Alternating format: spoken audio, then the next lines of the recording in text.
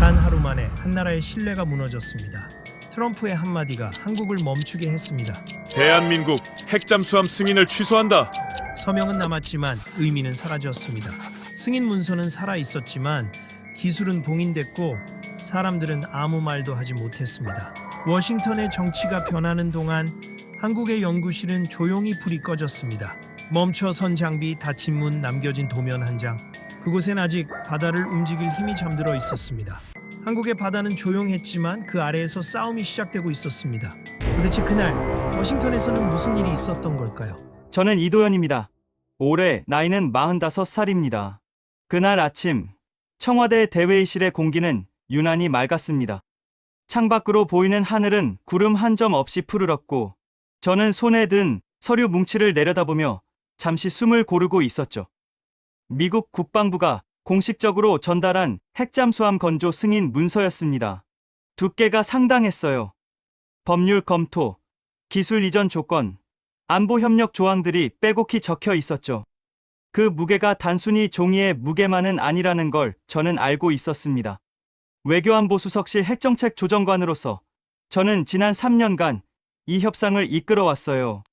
워싱턴을 오가며 수십 차례 회의를 했고 밤새 문서를 검토하며 한 문장 한 문장의 뉘앙스를 따졌습니다. 때로는 미국 측 실무진과 격렬하게 논쟁하기도 했죠. 하지만 그 모든 과정이 결국 이 순간을 위한 것이었어요. 대한민국이 핵추진 잠수함을 보유할 수 있는 권리를 공식적으로 인정받는 순간 말입니다. 기자회견은 오전 10시로 예정되어 있었습니다. 저는 마이크 앞에 섰고 카메라 플래시가 일제히 터졌어요. 준비된 발언문을 읽어 내려가는 동안 저는 제 목소리가 평소보다 조금 떨리고 있다는 걸 느꼈습니다. 긴장이 아니었어요. 어떤 감동에 가까운 것이었죠? 한미 신뢰의 결실이며 미래 협력의 시작이라고 저는 말했습니다. 기자들은 일제히 받아 적었고 몇몇은 고개를 끄덕이기도 했어요. 회견이 끝난 뒤 복도로 나오는 길에 참모 한 명이 제게 다가와 축하한다고 말했습니다. 저는 고맙다고 답하며 웃었지만 속으로는 이상한 공허함 같은 게 느껴졌어요. 뭔가 큰 일을 해냈다는 성취감보다는 이제 시작이라는 부담감이 더 크게 다가왔습니다. 그날 오후 언론은 일제히 보도를 쏟아냈습니다. 핵잠의 시대, 드디어 열리다. 한미 동맹의 새로운 장, 자주국방의 이정표. 헤드라인들은 저마다 화려했어요. 뉴스 채널을 돌리면 전문가들이 나와서 이번 승인의 의미를 설명했고 야당 의원들조차 환영 논평을 냈습니다. 국민 여론도 긍정적이었죠? 온라인 커뮤니티에는 자랑스럽다는 댓글들이 넘쳐났어요. 저는 그날 저녁 국방과학연구소의 한상우 박사에게 전화를 걸었습니다. 그는 제보다 7살 많은 52살이었고 원자력 추진체 연구 분야에서는 국내 최고의 전문가였어요. 전화를 받은 그의 목소리는 들뜬 상태였습니다. 도현 씨, 믿기지 않아요. 정말로 해냈네요. 그가 말했어요. 배경으로 연구원들의 환호성이 들렸습니다. 저는 축하한다고 말했고 그는 이제 우리 기술이 세계의 기준이 될 거라고 답했죠. 그의 흥분은 순수했습니다. 정치나 외교 같은 변수는 그에게 중요하지 않았어요. 오직 기술적 성취만이 그의 관심사였죠. 저는 그 순수함이 부러우면서도 한편으로는 불안했습니다. 기술은 언제나 정치의 도구가 될 수 있으니까요. 다음 날, 저는 외신 보도들을 검토했습니다. 대부분은 우호적이었어요. 하지만 미국 언론의 논조는 조금 달랐습니다. 뉴욕타임스는 한국의 핵잠수함 보유가 동북아 군비 경쟁을 촉발할 수 있다고 우려했고, 워싱턴 포스트는 중국의 반발 가능성을 언급했어요. 저는 그런 보도들을 읽으며 미묘한 기분을 느꼈습니다. 승인을 내준 건 미국인데 미국 언론은 왜 경계하는 걸까요? 그때 장윤아 기자에게서 문자가 왔습니다. 그녀는 37살의 외신 특파원으로 한미 관계를 오랫동안 취재해온 사람이었어요. 저와는 몇 번 인터뷰를 통해 안면이 있었죠. 문자 내용은 간단했습니다. 워싱턴 분위기가 조금 이상합니다. 시간 되시면 통화 가능하세요. 저는 그녀에게 전화를 걸었어요. 그녀는 외신 송출실에 있었고 배경으로 키보드 두드리는 소리가 들렸습니다. 이 국장님, 승인 발표 직후 미국 국방부 브리핑을 지켜봤는데요. 케빈 로저스 차관보의 표정이 좀 이상했어요. 장윤아, 기자가 말했습니다. 저는 케빈 로저스를 잘 알고 있었어요. 58살의 미국 국방부 동아시아 정책국 차관보. 이번 승인 문서의 최종 서명자였죠. 협상 과정에서 그는 늘 협력적이었지만 동시에 굉장히 신중한 사람이었습니다. 그의 말 한마디에는 항상 여러 겹의 의미가 담겨 있었어요. 어떤 식으로 이상했나요? 제가 물었습니다. 장 기자는 잠시 망설이더니 답했어요. 말로 설명하기는 어렵지만 뭔가 불편해 보였어요.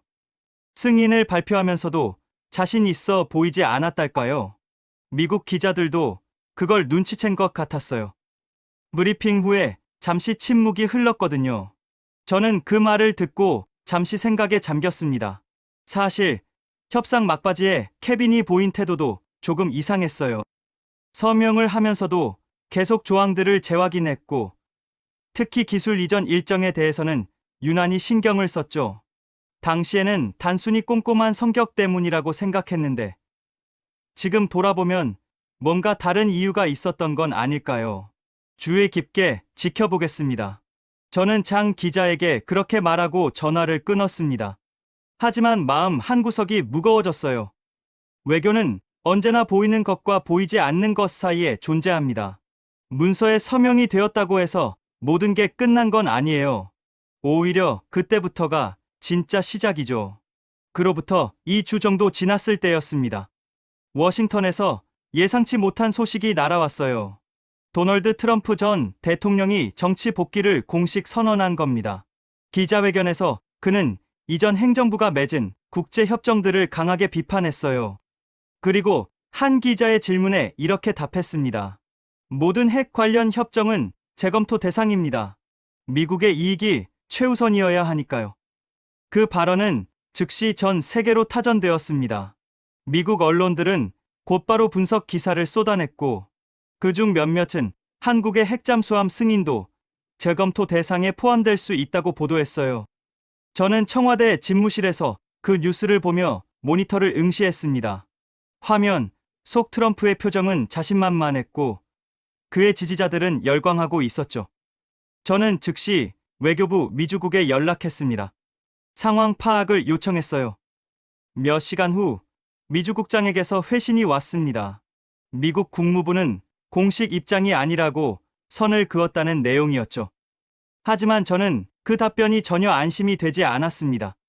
공식 입장이 아니라는 건 비공식적으로는 검토 중일 수 있다는 뜻이기도 하니까요. 그날 저녁 한상우 박사에게서 전화가 왔습니다. 그의 목소리는 2주 전과는 완전히 달랐어요. 침울하고 불안했죠. 도연 씨, 연구 일정에 변동이 생겼어요. 미국 측에서 기술 이전 스케줄을 재조정하자고 통보해 왔습니다. 저는 가슴이 철렁했습니다. 기술 이전 일정은 승인 문서에 명시된 핵심 조항이었어요. 그게 바뀐다는 건 단순한 행정적 조율이 아니라 협정 자체가 흔들리고 있다는 신호일 수 있었죠. 구체적으로 어떤 내용인가요? 제가 물었습니다. 한 박사는 한숨을 쉬더니 답했어요. 명확하지 않아요. 그냥 조금 더 시간이 필요하다는 식으로만 말하더군요. 이유는 설명하지 않았어요. 저는 전화를 끊고 창밖을 바라봤습니다. 밤하늘은 어두웠고 청와대 뒤편에 산 그림자가 검게 드리워져 있었어요. 저는 그 순간 처음으로 불안을 느꼈습니다. 지난 3년간의 노력이 정치적 변수 하나로 무너질 수 있다는 사실이 실감났죠. 다음 날 아침, 긴급 회의가 소집되었습니다. 외교안보수석실, 국방부, 외교부 관계자들이 모두 모였어요. 회의실 분위기는 긴장되어 있었습니다. 수석이 먼저 입을 열었어요. 트럼프의 발언을 어떻게 봐야 하나요? 저는 신중하게 답했습니다. 정치적 발언일 가능성이 높습니다. 아직 공식 행정부 입장은 아니니까요. 하지만 무시할 수는 없어요. 그의 지지율이 상승하고 있고 만약 재집권한다면 실제로 협정을 재검토할 수 있습니다. 국방부 차관이 반박했어요. 하지만 이미 서명된 문서예요. 법적 구속력이 있습니다. 저는 고개를 저었습니다. 법적 구속력과 정치적 현실은 다릅니다. 미국이 마음먹으면 얼마든지 재협상을 요구할 수 있어요. 우리가 거부하면 관계 전체가 경색되겠죠. 회의실에 침묵이 흘렀습니다. 누구도 확답을 할 수 없었어요. 저는 그 침묵 속에서 모두가 같은 불안을 느끼고 있다는 걸 알았습니다. 회의는 결국 상황을 계속 주시하자는 결론으로 마무리되었죠. 별다른 대책 없이요. 회의가 끝나고 저는 복도를 걸으며 휴대폰을 확인했습니다. 장윤아 기자에게서 또 문자가 와 있었어요. 워싱턴 특파원에게서 들었는데 트럼프 캠프 내부에서 승인 철회 이야기가 돌고 있다고 합니다. 확인 중이에요. 저는 문자를 읽고 휴대폰을 주머니에 넣었습니다. 창문 너머로 파란 하늘이 보였어요. 구름 한 점 없이 맑았습니다. 그날 승인 문서를 받았을 때와 똑같은 하늘이었죠. 하지만 제가 느끼는 감정은 완전히 달랐습니다. 그날 오후, 저는 책상 서랍에서 한 장의 사진을 꺼냈습니다. 국방과학연구소에서 촬영한 잠수함 모형 사진이었어요. 아직 실물은 존재하지 않았지만 연구원들이 설계도를 바탕으로 만든 축소 모형이었죠. 푸른 바다를 배경으로 정박해 있는 모습이 인상적이었습니다. 저는 그 사진을 오래 바라봤어요. 국민들은 여전히 낙관적이었습니다. 언론도 여전히 성과를 강조했죠. 하지만 저는 알고 있었어요. 승인은 얻었지만 그게 끝이 아니라는 거요. 기술은 아직 우리 손에 없었고 정치적 변수는 너무나 많았습니다. 그리고 무엇보다 신뢰라는 건 문서 한 장으로 완성되는 게 아니라는 사실을 저는 깨닫고 있었어요. 그날 밤 저는 집에 돌아와 뉴스를 켰습니다. 화면에는 여전히 핵잠수함 승인 소식이 나오고 있었어요. 앵커는 밝은 표정으로 이번 선거의 의미를 설명했고 전문가는 향후 전망을 낙관적으로 평가했습니다. 저는 리모컨으로 채널을 돌렸어요. 다른 채널도 비슷했습니다. 하지만 저는 화면을 보면서도 다른 생각을 하고 있었습니다. 워싱턴의 공기, 케빈 로저스의 표정, 트럼프의 발언, 그리고 기술 이전 일정의 재조정, 모든 조각들이 하나의 그림을 만들어가고 있었어요. 아직은 흐릿했지만 점점 선명해지고 있었죠. 저는 뉴스를 끄고 창밖을 바라봤습니다. 밤하늘에는 별이 총총했어요. 고요했습니다. 하지만 그 고요함 속에서 저는 멀리서 다가오는 무언가의 기척을 느꼈습니다.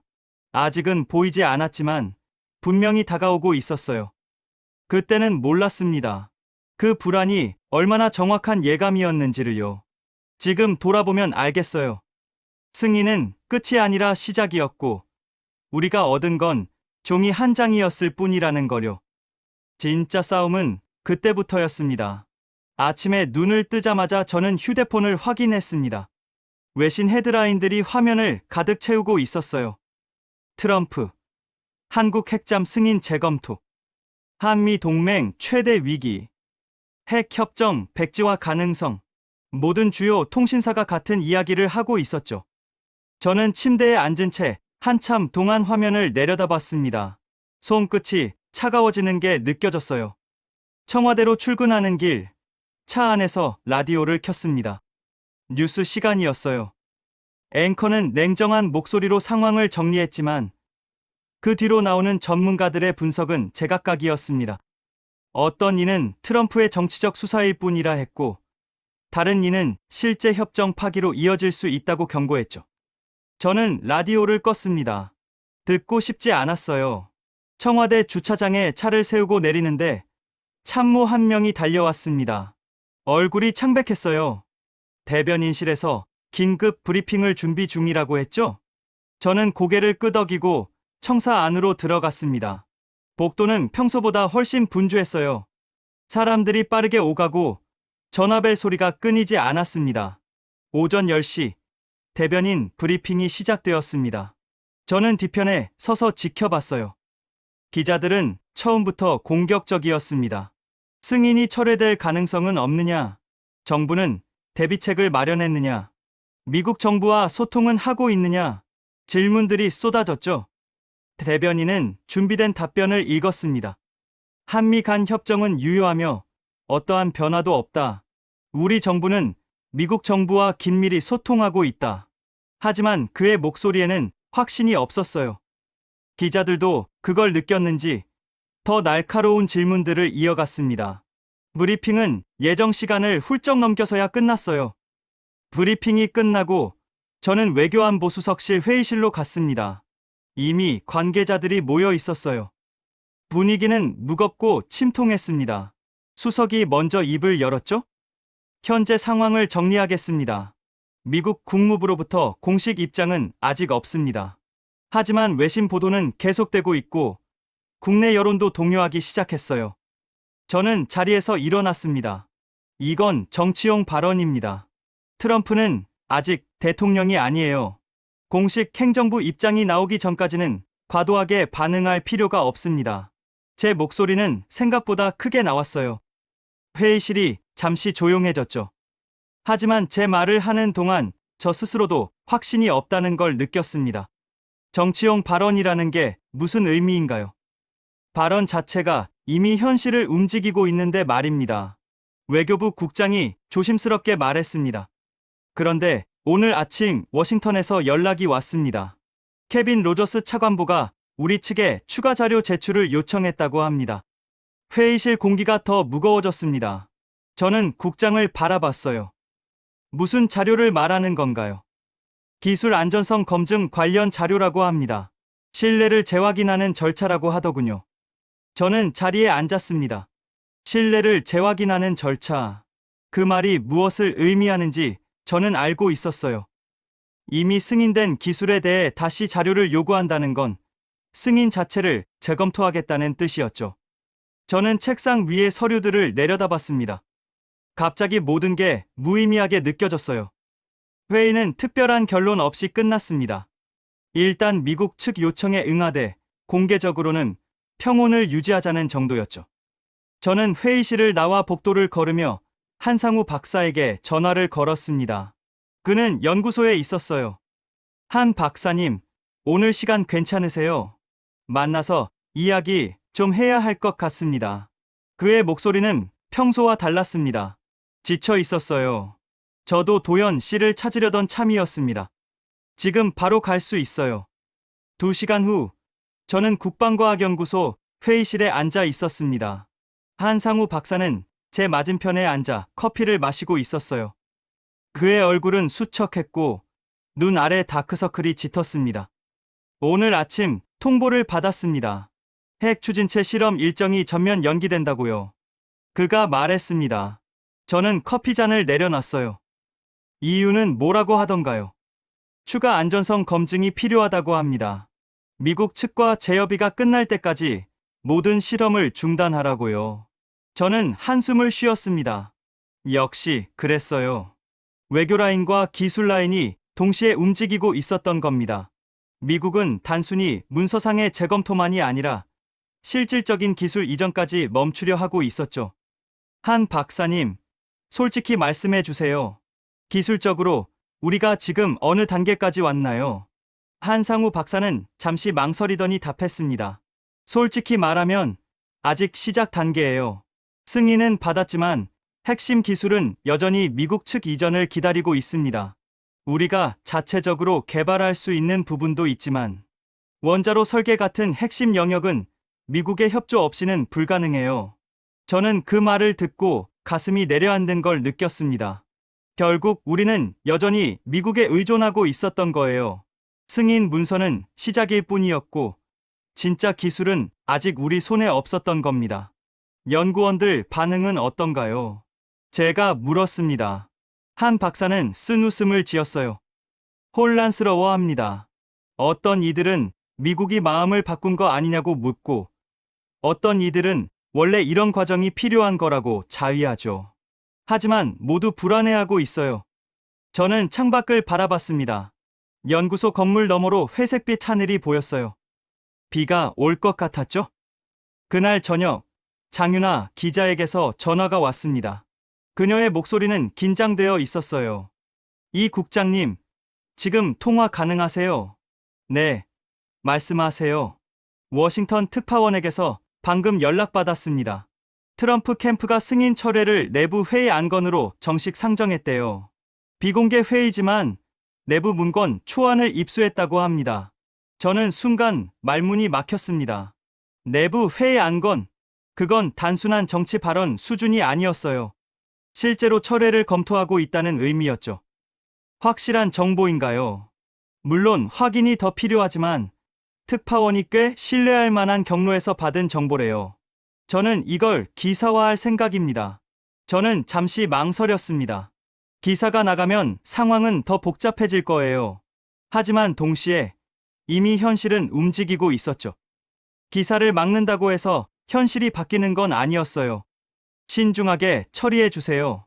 제가 말했습니다. 장 기자는 알겠다고 답하고 전화를 끊었어요. 다음 날 오후 산업부에서 비공개 회의가 소집되었습니다. 청와대, 외교부, 국방부, 산업부 고위급 인사들이 모두 모였어요. 저도 외교안보 수석을 수행해서 참석했습니다. 회의실은 커튼이 모두 내려져 있었고 형광등, 불빛만이 차갑게 공간을 밝히고 있었어요. 장관이 먼저 입을 열었습니다. 현 상황에서 우리가 할 수 있는 건 침묵입니다. 미국을 자극하지 말고 조용히 상황이 진정되기를 기다려야 해요. 저는 참을 수 없었습니다. 자리에서 일어났어요. 장관님, 죄송하지만 동의하기 어렵습니다. 지금 필요한 건 침묵이 아니라 원칙입니다. 우리는 정당한 절차를 거쳐 승인을 받았어요. 그걸 정치적 이유로 철회하려 한다면 우리도 분명한 입장을 밝혀야 합니다. 회의실이 조용해졌습니다. 몇몇은 저를 바라봤고 몇몇은 시선을 피했어요. 수석이 제 팔을 잡으며 앉으라고 신호했지만 저는 계속 말했습니다. 우리가 지금 물러서면 앞으로도 계속 물러서게 될 겁니다. 기술이든 외교든 원칙 없이는 아무것도 지킬 수 없어요. 장관이 차갑게 답했습니다. 이 국장, 현실을 봐야 합니다. 미국과의 관계가 경색되면 우리가 잃는 게 더 많아요. 지금은 감정이 아니라 실리로 판단해야 할 때입니다. 저는 더 이상 말하지 않았습니다. 말해봤자 소용없다는 걸 알았으니까요. 저는 자리에 앉았고 회의는 결국 장관의 방침대로 정리되었습니다. 침묵, 관망, 자극 금지. 회의가 끝나고 회의실을 나서는데 한상우 박사가 복도에 서 있었습니다. 그는 저를 보더니 다가왔어요. 도연 씨, 방금 회의 내용 들었습니다. 저는 고개를 끄덕였습니다. 한 박사는 한숨을 쉬더니 말했어요. 승인은 문서로 끝나지만 기술은 아직 시작도 안 했습니다. 그 말이 복도에 울려 퍼졌습니다. 지나가던 사람들이 우리를 돌아봤어요. 한 박사는 더 이상 아무 말 하지 않고 돌아서서 걸어갔습니다. 저는 그의 뒷모습을 바라보며 서 있었어요. 그의 어깨가 축 처져 있었습니다. 그날 밤, 저는 집에 돌아와서도 잠을 이룰 수 없었습니다. 거실 소파에 앉아 노트북을 켰어요. 뉴스 사이트를 새로 고침하며 외신 헤드라인들을 확인했습니다. 여전히 같은 이야기들이었죠? 자정이 넘어서 장윤아 기자의 기사가 올라왔습니다. 해외 통신사 일면이었어요. 제목은 명확했습니다. 트럼프, 한국 핵잠 승인 재검토 공식 착수. 저는 기사를 읽었습니다. 내용은 정확했어요. 내부 문건, 초안, 회의 안건 상정, 철회 검토 절차. 모든 게 기사 안에 담겨 있었죠? 저는 노트북 화면을 응시하며 한참 동안 아무 생각도 할 수 없었습니다. 창밖에서 천둥 소리가 들렸습니다. 비가 내리기 시작했어요. 빗방울이 유리창을 두드리는 소리가 고요한 밤을 채웠습니다. 저는 소파에 기댄 채 창문에 비친 제 모습을 바라봤어요. 어둠 속에서 희미하게 보이는 얼굴, 지쳐 보였죠? 기술보다 불안이 먼저 움직이고 있다. 저는 속으로 중얼거렸습니다. 우리는 기술을 얻기 위해 외교를 했지만 정작 얻은 건 불안이었어요. 승인 문서는 있지만 기술은 없고 신뢰는 있다고 했지만 의심만 커져갔죠. 다음 날 새벽, 저는 다시 연구소에 전화를 걸었습니다. 당직 근무자가 받았어요. 한상우 박사를 바꿔달라고 했죠. 잠시 후 그의 목소리가 들렸습니다. 도연 씨, 새벽인데 무슨 일이에요? 저는 대답 대신 물었습니다. 한 박사님, 지금 연구동 조명이 꺼져 있나요? 네. 실험 중단 명령 이후로 모든 장비를 멈췄습니다. 왜요? 저는 전화를 끊고 창밖을 바라봤습니다. 먼동이 트고 있었어요. 회색빛 하늘 아래 도시가 깨어나고 있었습니다. 하지만 연구소의 장비들은 고요히 멈춰 있었죠. 어둠 속에서 말입니다. 그날 아침 출근길, 라디오에서는 장윤아 기자의 기사가 인용되고 있었습니다. 전문가들은 우려를 표했고, 야당은 정부를 비판했어요. 저는 라디오를 끄지 않았습니다. 이번에는 들어야 할 것 같았어요. 청와대에 도착했을 때 이미 언론사 차들이 주차장을 가득 메우고 있었습니다. 기자들이 대기하고 있었어요. 저는 그들을 피해 뒷문으로 들어갔습니다. 복도는 어제보다 더 분주했죠. 수석실에 들어서자 참모가 달려왔습니다. 국장님, 긴급 회의입니다. 지금 바로 오시래요. 저는 고개를 끄덕이고 회의실로 향했습니다. 하지만 문을 열기 전 저는 잠시 멈춰 섰어요. 유리문 너머로 회의실 안이 보였습니다. 사람들은 모두 심각한 표정이었고 누군가는 전화 통화 중이었죠. 저는 문을 열고 들어갔습니다. 그리고 그 순간 저는 알았어요. 이제 더 이상 관망할 수 없다는 거요. 폭풍은 이미 시작되었고 우리는 그 한가운데 서 있었습니다.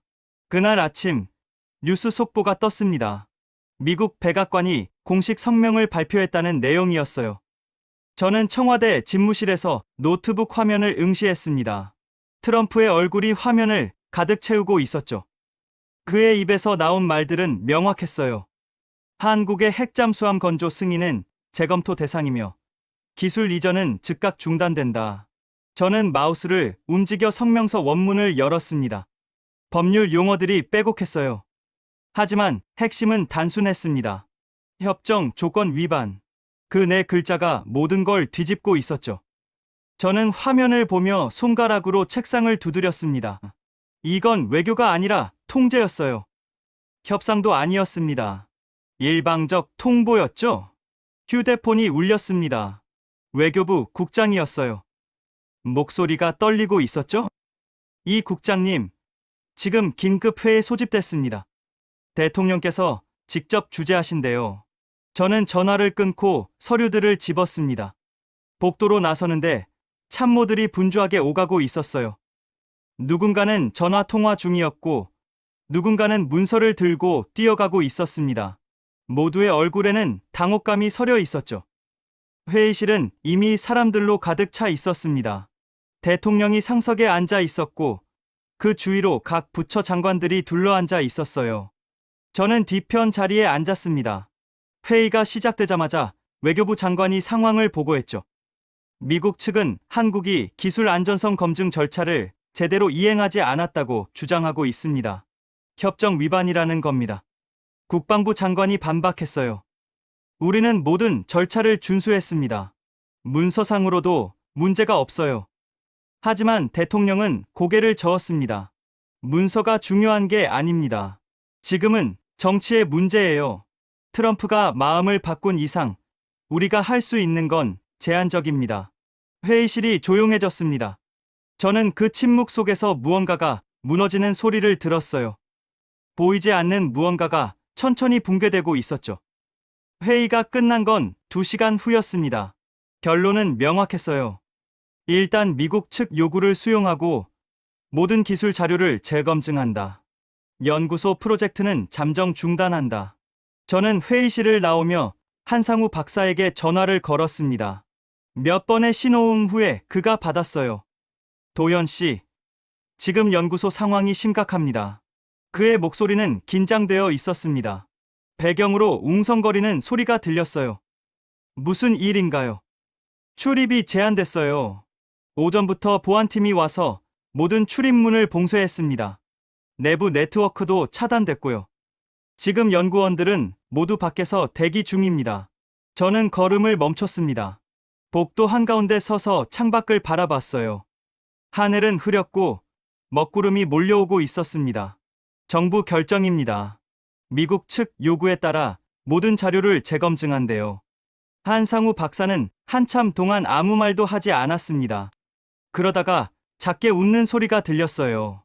쓴 웃음이었죠? 결국 이렇게 되는군요. 그가 말했습니다. 저는 대답할 말을 찾지 못했어요. 죄송하다고 해야 할지, 기다려 달라고 해야 할지 알 수 없었습니다. 결국 저는 아무 말도 하지 못한 채 전화를 끊었죠. 그날 오후 산업부에서 긴급 회의가 또 열렸습니다.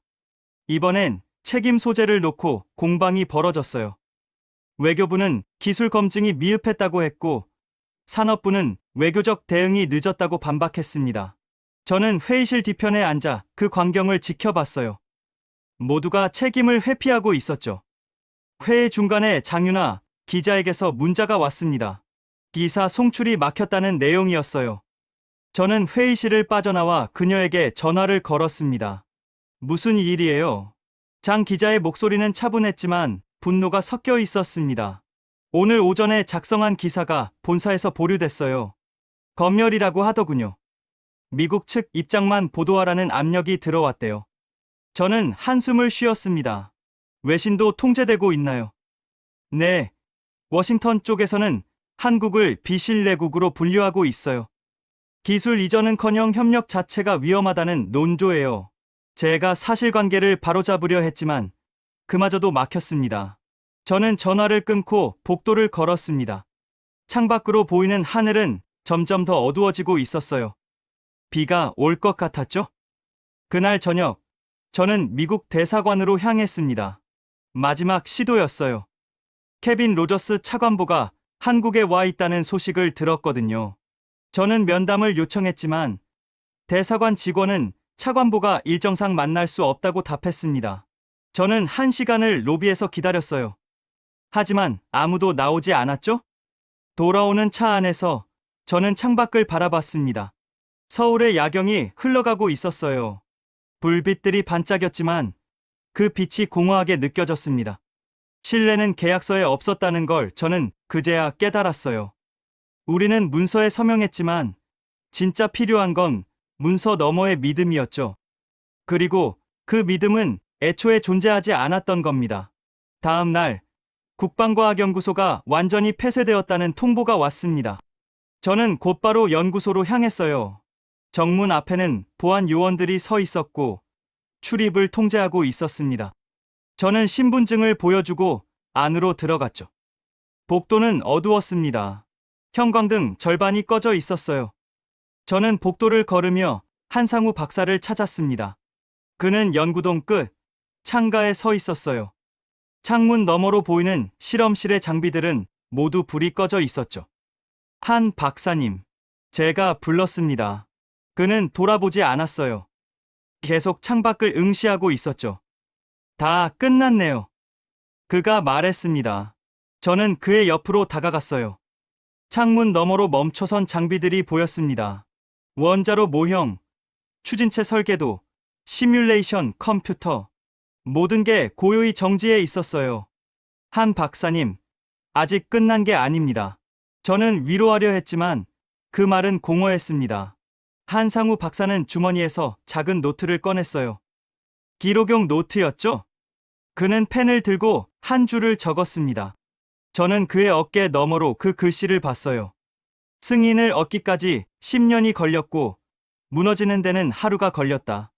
그 문장을 보는 순간 저는 가슴이 무너지는 걸 느꼈습니다. 한 박사는 노트를 덮고 주머니에 넣었어요. 그리고 복도를 걸어 나갔습니다. 저는 그를 따라 나서지 못했어요. 다리에 힘이 없었죠? 저는 창가에 혼자 남아 어두운 실험실을 바라봤습니다. 저 기계들은 언제 다시 돌아갈까요? 저 설계도들은 언제 빛을 볼까요? 저는 답을 알 수 없었습니다. 청와대로 돌아왔을 때는 이미 밤이었습니다. 복도는 조용했어요. 대부분의 직원들이 퇴근한 상태였죠. 저는 회의실로 갔습니다. 테이블 위에는 잠수함 모형이 놓여 있었어요. 유리 케이스 속에 담긴 아직 실현되지 않은 미래였죠. 저는 모니터를 켰습니다. 케빈 로저스의 기자회견 영상이 재생되고 있었어요. 그는 단상에 서서 차분하게 말했습니다. 한국이 협정 조건을 제대로 이행하지 않았다. 기술 이전은 불가하다. 신뢰가 회복될 때까지 모든 협력은 중단된다. 저는 영상을 반복 재생했습니다. 그의 표정을 자세히 봤어요. 미안함도 없었고 망설임도 없었습니다. 그저 절차일 뿐이었죠? 저는 화면을 끄고 의자에 기댔습니다. 그날 밤 늦게 장윤아 기자에게서 전화가 왔습니다. 이 국장님, 지금 괜찮으세요? 저는 대답하지 못했습니다. 괜찮은지 아닌지 저 스스로도 알 수 없었어요. 오늘 사과문을 송고했어요. 기사, 대신요. 본사에서 요구했거든요. 미국 측에 오해를 불러일으킬 수 있는 표현들을 사과하라고요. 장 기자의 목소리는 지쳐 있었습니다. 저도 항복한 거예요, 결국. 그녀가 말했습니다. 저는 눈을 감았어요. 우리 모두 그랬습니다. 제가 답했습니다. 전화는 그렇게 끊어졌어요. 저는 회의실 조명을 껐습니다. 어둠 속에서 잠수한 모형만이 희미하게 빛을 반사하고 있었어요. 유리 표면이 창밖의 도시 불빛을 받아 반짝였죠. 저는 그 모형 앞에 서서 한참을 바라봤습니다. 이건 기술의 실패가 아니라 인간의 신뢰가 무너진 것이다. 저는 속으로 중얼거렸습니다. 우리는 기술을 만들 수 있었어요. 설계도도 있었고, 인력도 있었고, 의지도 있었죠. 하지만 신뢰는 만들 수 없었습니다. 그건 주어지는 거였고, 우리에게는 주어지지 않았던 겁니다. 창밖에서 천둥 소리가 들렸습니다. 저는 창가로 가서 밖을 내다봤어요. 빗방울이 유리를 타고 흘러내리고 있었습니다. 서울의 불빛들이 비에 번져 보였죠. 저는 회의실을 나와 복도를 걸었습니다. 발걸음 소리만이 고요한 공간을 채웠어요. 비상구 표시등의 녹색 불빛이 복도를 희미하게 밝히고 있었습니다. 저는 그 불빛을 따라 걸었죠. 엘리베이터를 타고 1층으로 내려왔을 때 로비는 텅 비어 있었습니다. 경비원 한 명만이 데스크에 앉아 있었어요. 저는 정문을 나섰습니다. 빗속에 서서 하늘을 올려다봤죠. 비는 계속 내리고 있었습니다. 차갑고 굵은 빗줄기였어요. 저는 우산도 쓰지 않고 그대로 서 있었습니다. 빗물이 얼굴을 적시고 옷을 적셨죠. 하지만 움직이고 싶지 않았어요. 멀리서 천둥 소리가 다시 들렸습니다. 번개가 하늘을 가로질렀어요. 순간적으로 모든 게 환하게 보였다가 다시 어둠이 내렸습니다. 저는 그 어둠 속에 서서 아무 생각도 하지 않았어요. 얼마나 시간이 지났을까요? 저는 차에 올라탔습니다. 시동을 걸고 와이퍼를 작동시켰어요. 앞유리의 빗물이 좌우로 쓸려갔다가 다시 쌓였죠. 저는 그 반복되는 움직임을 멍하니 바라봤습니다. 집으로 가는 길, 라디오를 켰습니다. 뉴스가 나오고 있었어요. 앵커는 침착한 목소리로 오늘의 상황을 정리했습니다. 한미 관계 경색, 기술 이전 중단, 프로젝트 무기한 연기. 모든 단어들이 차갑게 들렸죠? 저는 라디오를 껐습니다. 침묵 속에서 운전했어요. 와이퍼만이 규칙적으로 움직이고 있었습니다. 좌우로, 좌우로. 집에 도착했을 때는 자정이 넘어 있었습니다. 저는 현관문을 열고 들어갔어요. 불을 켜지 않았습니다. 어둠 속에서 거실 소파에 앉았죠? 창밖으로 빗소리가 들렸습니다. 저는 눈을 감았습니다. 머릿속으로 지난 몇 달이 스쳐갔어요. 승인 문서를 받던 날, 기자회견장의 플래시, 한상우 박사의 환호, 트럼프의 발언, 케빈 로저스의 냉담한 표정, 그리고 오늘의 침묵. 모든 것이 이렇게 빠르게 무너질 줄 몰랐습니다. 10년을 준비했지만 하루 만에 끝났어요. 기술도 없고, 신뢰도 없고, 미래도 보이지 않았습니다. 저는 소파에 누웠습니다. 천장을 바라봤어요. 어둠 속에서 아무것도 보이지 않았죠? 하지만 저는 눈을 감지 않았습니다. 그냥 어둠을 응시했어요. 빗소리가 계속 들렸습니다. 규칙적이고 차가운 소리였어요. 저는 그 소리를 들으며 생각했습니다. 내일은 무엇을 해야 할까? 이제 무엇이 남았을까? 답은 없었습니다. 저는 계속 천장을 바라봤어요. 어둠 속에서 빗소리와 함께. 그렇게 밤은 깊어갔습니다. 몇 달이 지났습니다. 계절이 바뀌었고 날씨도 달라졌어요. 하지만 연구소 복도는 여전히 어두웠습니다. 저는 국방과학연구소 3층 복도를 천천히 걸었어요. 먼지가 쌓인 바닥, 꺼진 형광등, 닫힌 문들, 모든 게 멈춰 있었죠? 외교안보 수석실에서의 제 역할은 사실상 끝났습니다. 공식적으로는 여전히 조정관이었지만 더 이상 조정할 게 없었어요. 회의는 열리지 않았고 보고서도 작성되지 않았습니다. 저는 한 달 전 조용히 기술연구지원단 자문으로 자리를 옮겼어요. 강등이라고 할 수도 있었지만 저는 개의치 않았습니다. 실험실 문 앞에 섰습니다. 유리창 너머로 멈춰선 장비들이 보였어요. 모니터 화면에는 마지막으로 실행했던 데이터가 그대로 남아 있었습니다. 저는 문손잡이를 잡았지만 열지 않았어요. 그냥 유리창에 비친 제 얼굴을 바라봤습니다. 수척해 보였죠? 이 모든 노력이 정말 끝난 걸. 저는 속으로 물었습니다. 답은 없었어요. 저는 손을 내려놓고 복도를 계속 걸었습니다. 한상우 박사를 만난 건 그날 오후였습니다. 그는 연구소 별관의 작은 실험실에 있었어요. 공식적으로는 폐쇄된 공간이었지만 그는 여전히 출입 허가를 받아 그곳에서 작업하고 있었습니다. 저는 문을 두드렸고 그가 문을 열었죠. 도연 씨, 오랜만이에요. 그의 목소리는 예전보다 차분했습니다. 저는 실험실 안으로 들어갔어요. 책상 위에는 노트와 도면들이 펼쳐져 있었습니다. 한 박사는 의자를 권하며 커피를 내왔죠. 요즘 뭐 하고 계세요? 제가 물었습니다. 그는 책상 위의 도면을 가리켰어요. 기술은 사라지지 않습니다. 승인이 사라져도요. 저는 도면을 집어 들었습니다. 복잡한 설계도였어요. 하지만 핵 추진체와는 조금 달랐습니다. 구조가 단순했고 용도가 다른 것 같았죠. 이게 뭔가요? 무탄소 해양 발전 모듈입니다. 핵 추진체의 원리를 변형했어요. 잠수함이 아니라 발전용이죠? 저는 도면을 자세히 봤습니다. 원자로 대신 소형 반응기가 들어가 있었고 추진력 대신 전력 생산에 초점이 맞춰져 있었어요. 한 박사는 계속 설명했습니다. 우리가 가진 기술을 무기로만 쓸 필요는 없어요. 같은 원리를 에너지로 전환하면 탄소 배출 없이 바다에서 전력을 만들 수 있습니다. 이건 전쟁이 아니라 생존 기술이에요. 저는 도면을 내려놓았습니다. 한 박사의 눈빛은 달라져 있었어요. 절망 대신 조용한 확신이 있었습니다. 산업부는 뭐라고 하던가요? 관심을 보이고 있어요. 비공식적으로요. 공식 프로젝트는 아니지만 연구 지원은 받을 수 있을 것 같습니다. 저는 고개를 끄덕였습니다. 한 박사는 노트를 펼쳐 보여줬어요.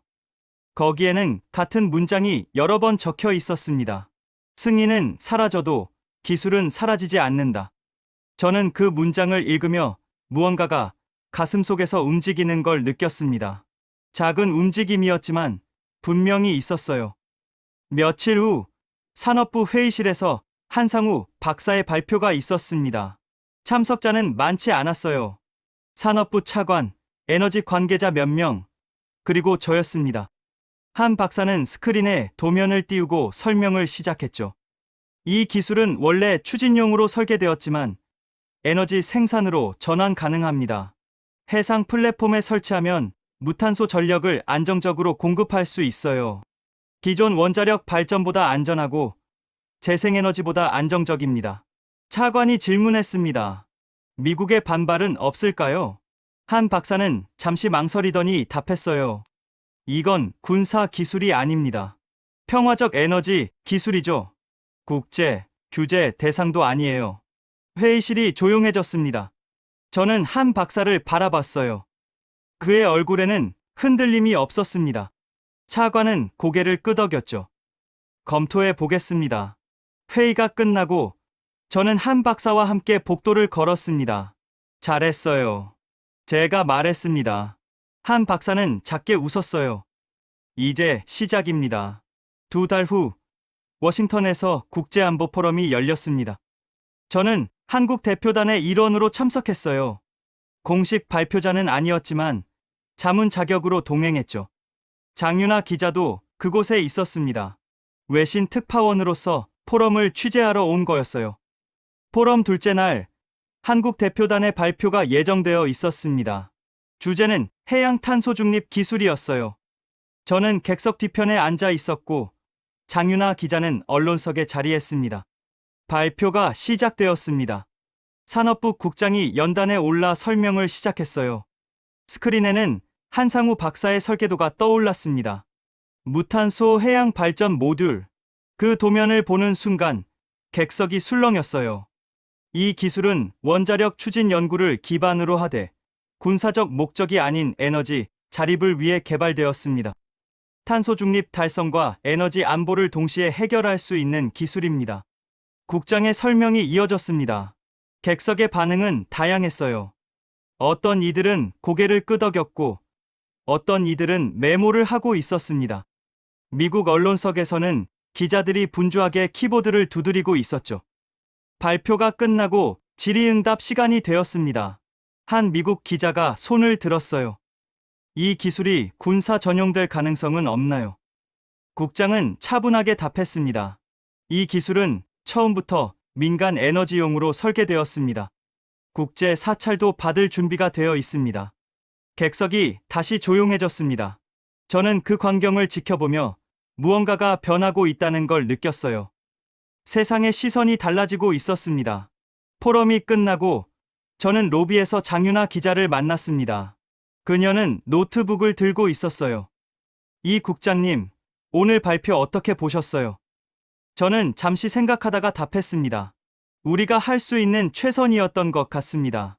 장 기자는 고개를 끄덕이며 노트를 펼쳤어요. 거기에는 한 문장이 적혀 있었습니다. 핵잠의 시대가 남긴 건 무기가 아니라 의지였다. 저는 그 문장을 보며 미소를 지었습니다. 처음으로요. 한국으로 돌아온 건 일주일 후였습니다. 연구소에 들렀을 때 한상우 박사는 실험실에서 작업 중이었어요. 그는 발전 모듈의 축소 모형을 조립하고 있었습니다. 작동해 볼까요? 그가 말했습니다. 저는 고개를 끄덕였어요. 한 박사는 스위치를 눌렀습니다. 잠시 후 조용한 진동이 울렸어요. 계기판의 숫자들이 올라가기 시작했습니다. 전류가 흐르고 있었죠? 한 박사는 손끝으로 금속 표면을 만졌습니다. 미소는 없었지만 그의 눈빛은 단단했어요. 이건 다시 시작되는 일입니다. 그가 속으로 중얼거리는 게 들렸습니다. 저는 작동 중인 모듈을 바라봤어요. 작은 장치였지만 그 안에는 우리가 포기하지 않은 모든 것이 담겨 있었습니다. 한 달 후 청와대에서 공식 발표가 있었습니다. 저는 발표문 작성에 참여했어요. 대통령이 직접 낭독했습니다. 대한민국은 어떠한 정치적 상황에도 기술의 방향을 잃지 않을 것입니다. 우리는 평화와 생존을 위한 기술 개발을 멈추지 않겠습니다. 발표가 끝나고 저는 혼자 청와대를 나왔습니다. 차를 몰고 남쪽으로 향했어요. 목적지는 남해안의 한 연구 부두였습니다. 새로운 연구선이 그곳에서 건조 중이었죠. 해질녘에 도착했습니다. 방파제 끝에 서서 바다를 바라봤어요. 수면 위로 연구선의 선체가 떠올라 있었습니다. 아직 완성되지 않았지만 형태는 드러나고 있었죠. 석양빛이 바다를 물들이고 있었습니다. 주황빛 물결이 일렁였어요. 저는 그 빛을 바라보며 지난 시간들을 떠올렸습니다. 승인 문서를 받던 날, 트럼프의 발언, 연구소의 봉쇄, 그리고 한상우 박사의 노트. 트럼프가 바꾼 건 말이었고 우리가 지킨 건 의지였다. 저는 속으로 중얼거렸습니다. 미국은 승인을 철회했지만 우리는 기술을 포기하지 않았어요. 방향을 바꿨을 뿐이었죠. 무기가 아닌 에너지로, 전쟁이 아닌 생존으로. 바람이 불어왔습니다. 바닷바람은 차가웠지만 상쾌했어요. 저는 눈을 감고 그 바람을 느꼈습니다. 멀리서 갈매기 우는 소리가 들렸죠? 연구선의 선체에 햇빛이 반사되었습니다. 은빛으로 빛나는 표면이었어요. 저는 그 빛을 바라보며 생각했습니다. 한때 절망의 장소였던 이 바다 위에 다시 빛이 번지고 있다고요. 휴대폰이 울렸습니다. 한상우 박사였어요. 도연 씨, 다음 주에 첫 해상 테스트 합니다. 오실 수 있어요. 저는 주변을 둘러봤습니다. 바다, 하늘, 그리고 연구선. 모든 게 고요했어요. 갈게요. 제가 답했습니다. 전화를 끊고 다시 바다를 바라봤어요. 해가 수평선 아래로 내려가고 있었습니다. 하늘은 붉게 물들었고 바다는 그 빛을 받아 반짝였죠. 저는 방파제 끝에 서서 한참을 그 광경을 바라봤습니다. 언젠가 누군가 물을지도 모릅니다. 그때 왜 포기하지 않았냐고요. 저는 이렇게 답할 겁니다. 기술은 종이가 아니라 사람 안에 있었으니까요. 승인이 사라져도 의지는 남았으니까요. 어둠이 내렸습니다. 방파제에 가로등이 켜졌어요. 저는 차로 돌아갔습니다. 시동을 걸고 후진 거울을 봤어요. 거울 속에 비친 연구선은 어둠 속에서도 희미하게 보였습니다. 저는 차를 몰고 돌아갔습니다. 라디오를 켰어요. 뉴스가 나오고 있었습니다. 앵커는 오늘 청와대 발표를 다루고 있었죠. 한국의 새로운 에너지 기술, 탄소 중립 목표, 국제 협력 가능성. 저는 라디오 음량을 줄이고 창문을 내렸습니다. 밤 공기가 차 안으로 들어왔어요. 차갑고 깨끗한 공기였습니다. 도로는 한산했습니다. 가로등 불빛이 일정한 간격으로 이어졌어요. 저는 그 불빛을 따라 천천히 운전했습니다. 얼마 전 장윤아 기자가 보낸 기사를 읽었습니다. 제목은 간단했어요. 한국, 핵잠 좌절을 에너지 혁신으로 전환. 기사는 공정했고 사실을 담고 있었죠. 그녀는 마지막 문단에서 이렇게 썼습니다. 때로는 실패가 새로운 방향을 만든다. 저는 그 문장에 동의했습니다. 우리는 핵잠수함을 얻지 못했어요. 하지만 다른 무언가를 찾았습니다. 기술의 본질을 말이죠. 집에 도착했을 때는 밤 10시가 넘어 있었습니다. 저는 현관문을 열고 들어가 불을 켰어요. 거실, 테이블 위에는 한상우 박사가 보낸 자료들이 놓여 있었습니다. 다음 주 해상 테스트 일정표, 기술 사양서, 안전 점검표. 저는 서류들을 정리하며 생각했습니다. 이제 시작이라고요. 길은 여전히 멀고 장애물도 많을 거예요. 하지만 우리는 멈추지 않을 겁니다. 창밖을 보니 별이 보였습니다. 맑은 밤하늘이었어요. 저는 창가에 서서 한참 하늘을 올려다봤습니다. 별들은 조용히 빛나고 있었죠. 저는 불을 끄고 침대에 누웠습니다. 어둠 속에서 천장을 바라봤어요. 이번에는 불안하지 않았습니다. 편안했죠? 내일 또 일을 할 겁니다. 한상우 박사는 실험실에서 계속 작업할 거예요. 장윤아 기자는 계속 기록할 거고요. 우리는 각자의 자리에서 계속 나아갈 겁니다. 트럼프의 결정은 우리를 멈추게 하려 했습니다. 하지만 멈춘 건 프로젝트였을 뿐, 사람들은 멈추지 않았어요. 저는 눈을 감았습니다. 피곤했지만 마음은 가벼웠어요. 내일이 기다려졌습니다. 그렇게 밤은 깊어갔고 저는 조용히 잠들었습니다. 오늘 이야기는 여기까지입니다. 구독과 좋아요는 이 채널에 큰 힘이 됩니다. 긴 영상 시청해주셔서 감사합니다.